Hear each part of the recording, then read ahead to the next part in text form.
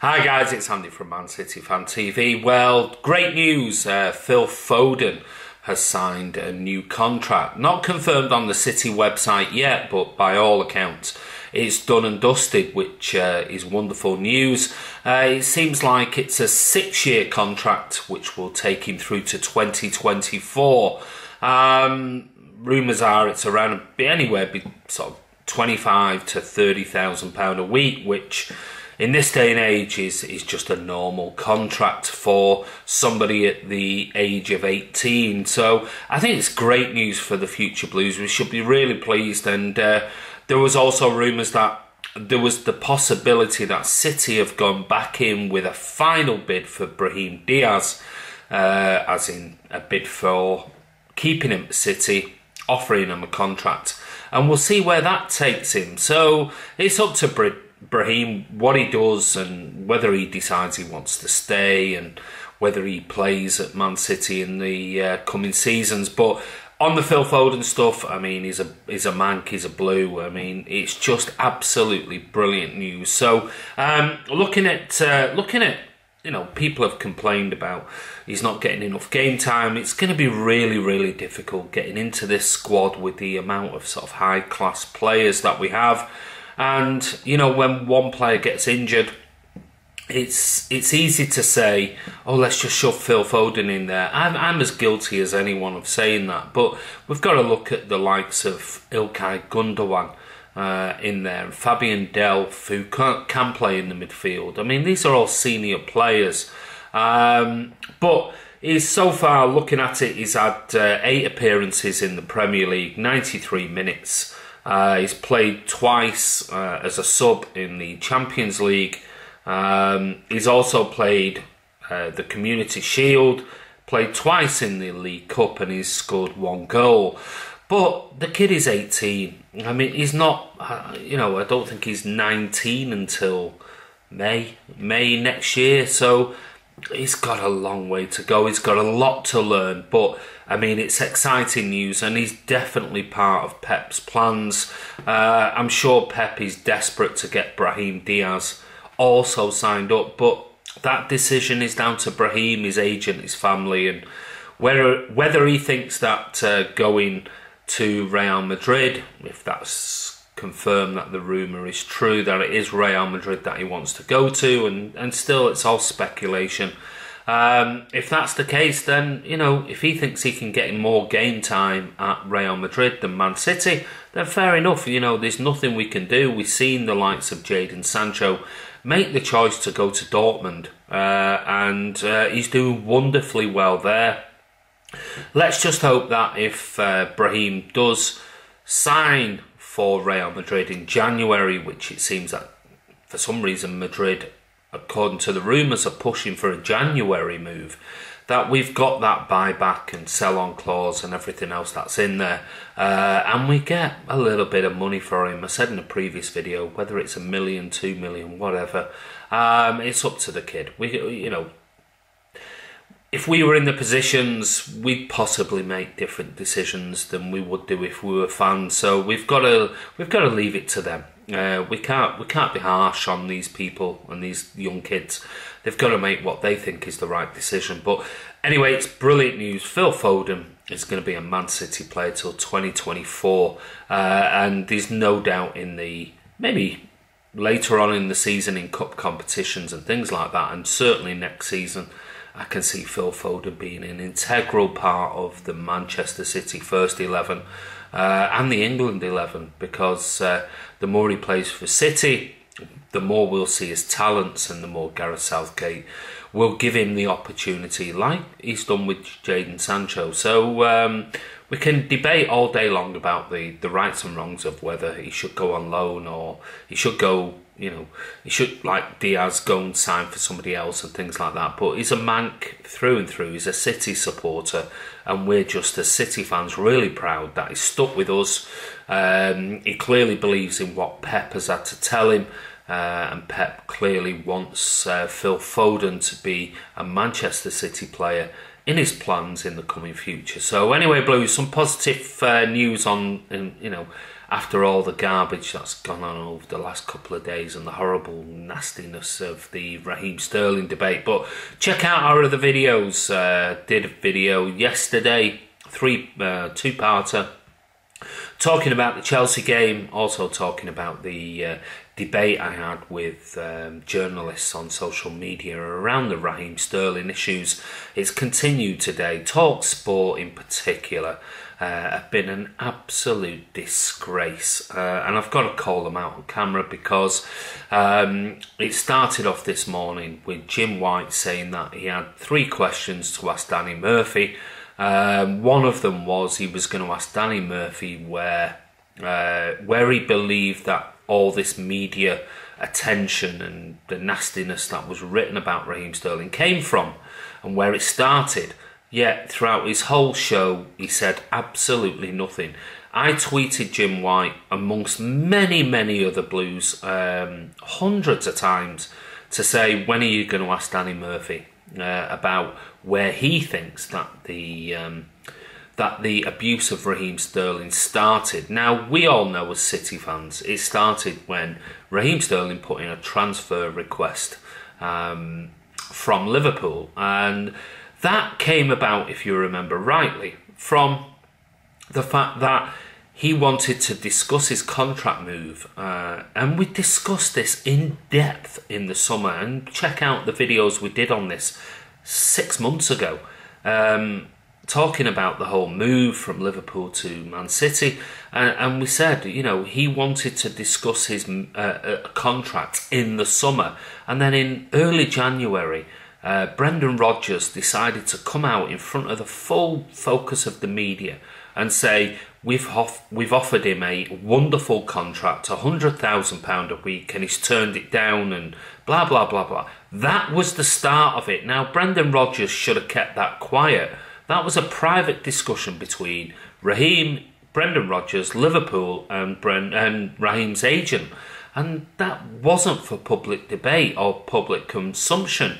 But Brendan Rodgers and his advisors at Liverpool decided to come out and actually expose what Liverpool had offered Raheem Sterling.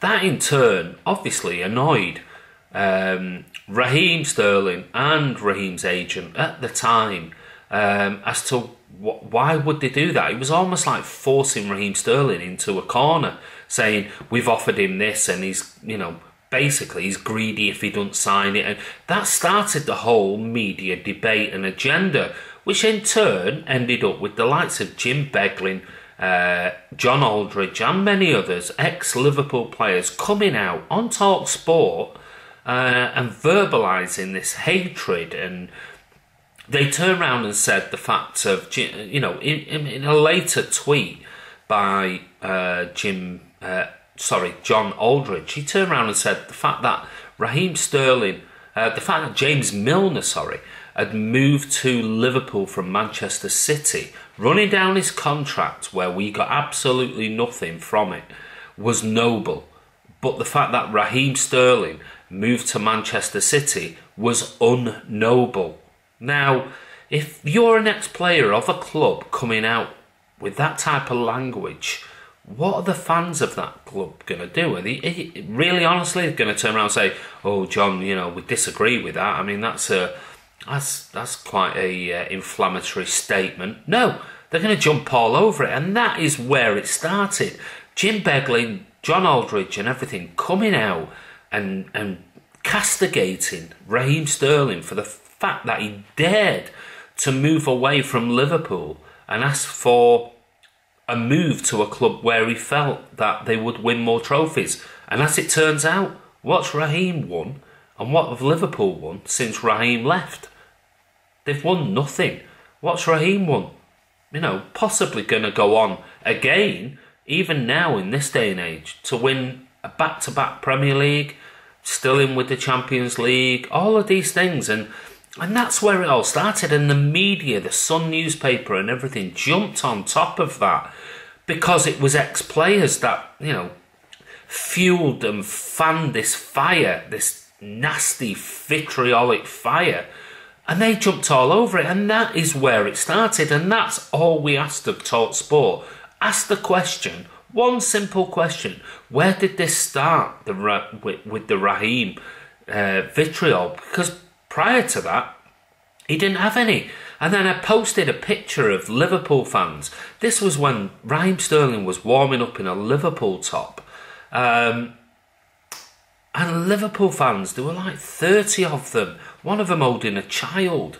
And the hatred and the gestures, the two-finger gestures, that gesture and everything else was there clearly to see. 20, 10, 15 yards away from him. And this is their own player, because he dared to ask for a move because of everything that Brendan Rodgers did. And the Liverpool board did, thinking it was right to out Raheem Sterling at the time and make it public what they'd offered him. So that's where it all started. But TalkSport, again, just would not engage. I mean, we talk about institutionalised racism. They're equally to blame, because they won't ask the right questions of the people who are involved in this and actually debate where it actually started. And that is where it started, with Liverpool board, with Brendan Rodgers and with Liverpool fans. And you have to accept that.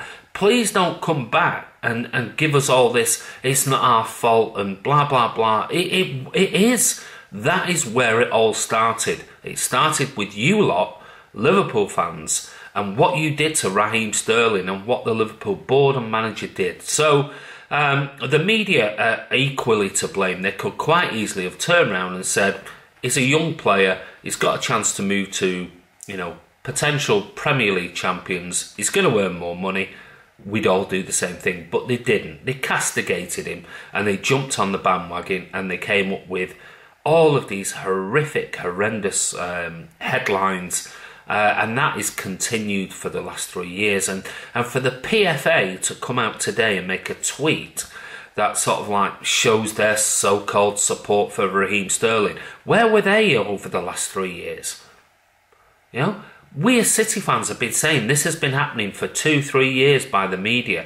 Where have the PFA been when these horrific, horrible, disgusting, racially sort of like motivated headlines that Raheem Sterling talked about in his Instagram post, where were they then to come out and say this is wrong and we disagree with it? Nothing. Darren Lewis from the Mirror was quite happy to jump all over the Rooney law about black managers and it's unfair and it's this, that and the other. Well, we as a channel, and myself and Ray have been asking Darren Lewis from the Mirror, who is, let's face it, one of the only black journalists in the UK who went to Russia, to, over the last 12, 18 months, where are you in support of a fellow black person being racially sort of targeted in these horrific headlines? Nothing. Would not engage with us whatsoever. I don't know, I'm not sure. Maybe he even blocked Ray for asking the question. And yet he's quite happy to go all over ITV News, Piers Morgan, Good Morning Britain, when it's on telly where he can get his face on these programmes and talk about this stuff. He's quite happy to do that. But to actually engage with fans and the media and social media and everything else, he just turns a blind eye. So, I'm sorry, Darren, but again, just like the PFA, too little, too late. You should have been doing this when City fans were asking, where are you in support of Raheem Sterling? Months and 12, 18 months ago. So, it's just like TalkSport today. Pathetic. I mean, it is institutionalised racism, just like Jonathan Northcroft said on the Sunday Supplement. There's dark arts are within the media. And then we had a wonderful tweet by Paul McCarthy. And in that tweet, if you've not seen it, go on, check it out. And he talks about, and he was an advisor for Raheem Sterling, and within the tweet he turned around and questioned the journalist's approach to reporting a report on Raheem Sterling, and basically got told, that's just what we do. unbelievable.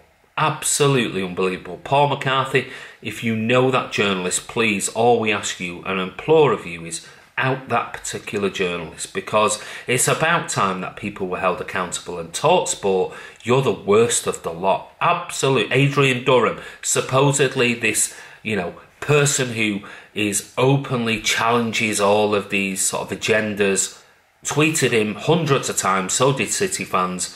Not a simple question was asked about where this started. Hawksby and Jacobs asked them, didn't broach it at all.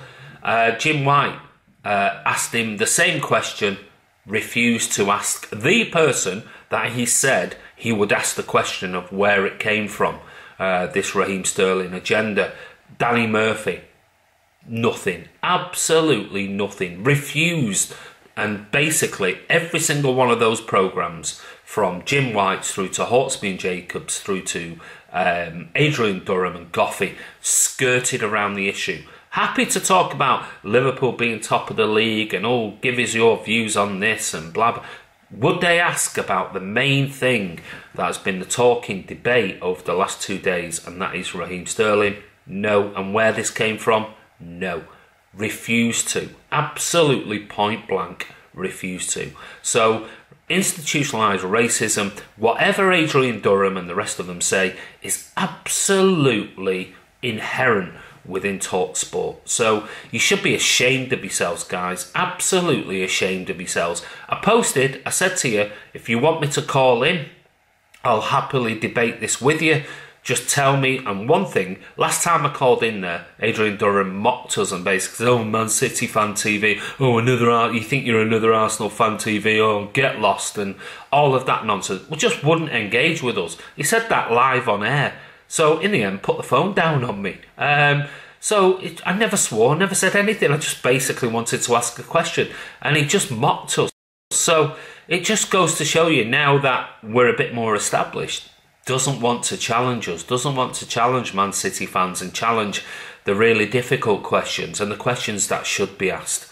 But it's great to see plenty of really decent journalists, and we can't sort of brush everyone with the same stroke in this, that are coming out in support. Whether it's too little too late, maybe, maybe not. But anyway, this is Andy from Man City Fan TV. Don't forget, if you want to subscribe to the channel, please do so. We want to push through that 6,000 barrier. Comment below the video. We always engage with our fans. We're not one of these channels that just ignore it and, just that's it. You've made a comment, we'll ignore it. We're far too busy. We're not. We try to engage with our followers as well. And like I said, it's free. We don't ask for anything. Don't ask for a penny. Me and Ray do this for nothing. It's just that we're passionate football fans. We're passionate Man City fans. And when issues like this come up, we want to debate it. So anyway, I've already said, Andy from Man City Fan TV, and we'll see you soon.